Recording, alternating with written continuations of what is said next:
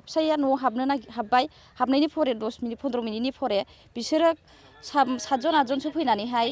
माबा दुम दाखाल खालामफैदों ओमफ्राय सिखा रुवा बायदिसिना लानानैहाय फैनानैहाय माने नैबेखौ दारना लादि गेटखौ खालामफैदों आरो माने बुथारनो नागिरदों बेबायदि धमखि होलांदों आंनि बोरायखौहाय नेक्स्टआव माने बिदि चान्स होआ बिदि होनानैहाय जलन्त ब्रह्म होनो बेखौ जों सिनायखायो गेवलांफुरिनि बियो बेखौ सिनायखायो गेवलांफुरि वार्ड नाम्बार 4 नि बियो ओरैनो सिगां माबाफोर दुश्मनिफोर दंमोन नामा? जेबो गैया जेबो जालायलायाखै जों बिसोरजों जेबो सोमोन्दोआनो गैखाया फिसायाथ' दा बाहेरायाव थायो आं हारसिङै थानाय जायो खिन्थु आंनि न'खरनि जेनेबा फिसा फिसौ लानानै आङो माबाफोर दाय दसि जायोबा बे गासिबो जलन्त ब्रह्मयानो माबा बेनावनो गोग्लैगोन आरो दाया मोनसे आयेनजों नायनांगोन दाखालि थारमाने आङो जेला गामिनिफ्राय फैबाय थादोंमोन बिनिफ्राय नैबे केशबदेखा मेम'रियेल एल पि स्कुलावहाय थारमाने सासे गथ' दंमोन आरोखि गथ' माने सेंग्रायानो हिनजाव गोनां फिसाबो दं बिहा जलन्त ब्रह्म बैसोआ बेसेबां आं बेखौ आइडिया गैया बे फिसाबो दं बिहा बिनिफ्राय हिनजाव दं बिनिफ्राय आं फैबाय थानायावहाय बे गसंना थादोंमोन आरोखि खोमसियावहाय बाव आं सोंदों आरोखि बाबुथ' माखै आं बांलानि सोंदोंमोन ओइ भाई कि करियासो आं बिदियाव खेबथाम खेबब्रै सोंदोंमोन खेबथाम खेबब्रै सोंनायावहाय बियो फिननायखौ हराखै फिननाय हरो आं सोंबावनायावहाय बियो आंखौ बुंबाय मा बे नोम्फानि लामा नामा नोम्फानि माबा नामा नों आंखौ सोंनो बिदि होननानै खाथियाव फैनानै आंनि बाइकनि साबिखौ सिखना लानानै थांदों बियो थ' बाइकखौ सिखना लानानै थांनायाव आं बुंदोंबा आंनि साबिखौ मानो लानानै थांगोन नों होननानै बुंनायावहाय बियो आंजों रागा देखायबाय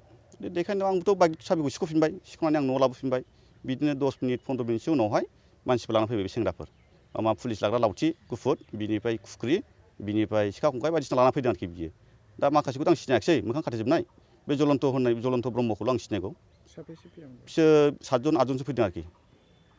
फैनानैहाय बिदिनो गेटआवहाय जोंखौ फैबाय डिस्टार्ब खालामफैबाय गेटखौ नाला नालि खालामबाय बिसिनि सिगाङाव धमखि होलांबाय बिसिया गेटखौ खेवबाय बिसिखौ बुंलांबाय दे जेनेबा नोंनि फिसाखौ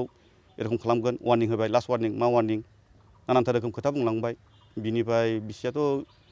गिबाय गिनानै दा हारसिंल' थायो आंबोथ' बाव थाया आंथ' थायो दस्रा जायगायावसो थायो आङो दा आंथ' पाब्लिकआव दा सार्भिस मावनानै दं दा PHC-आवहाय ओमफ्राय आं एफआइआर होबाय औ असि सारनो आं एफआइआर होबाय दा असि सारा मा डिसिसन लायो दा बिनि सायावसो आरोखि आच्चा नोंथाङा सिगां बे जलन्त ब्रह्मजों माबाफोर पार्सनेल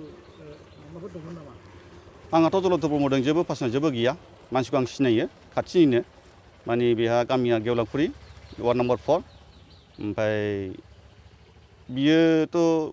मिथिगौ आं बेखौहाय सिगांनिफ्रायनो खिन्थु आं बेजों जेबो सोमोन्दो गैया ना बेजों कन्टेक्ट दं मा दं ना बिनाव थाङो जेबो सोमोन्दो गैया आंहा बेजों नांज्लायनाय खमलायनाय जेबो गैया लामायाव जानायल' ओरैनो दा नोंथाङा मा लुबैयो जेन'बा नोंथाङा बायहेरायाव थायो आरो नोंथांनि बिसिया न'आव हारसिं थायो बेनि सायाव नोंथाङा मा खालामो? आंनि सायाव माबा मोनसे खाबजा जायोबा आरो आंनि न'खरनि सायाव माबा मोनसे जायोब्ला गासिबो रेसपन्सिबिलिटिखौ जलन्त ब्रह्मआव लाजोबनांगोन खारन आंहा रावजोंबो दुश्मनि गैया नांलाय खमलाय आंहा रावजोंबो गैया दा जलन्त ब्रह्म आं माबा मोनसे जायोबा आंनि न'खराव माबा जायोबा बे जलन्त ब्रह्म दायथ' लाजोबनांगोन गासिबो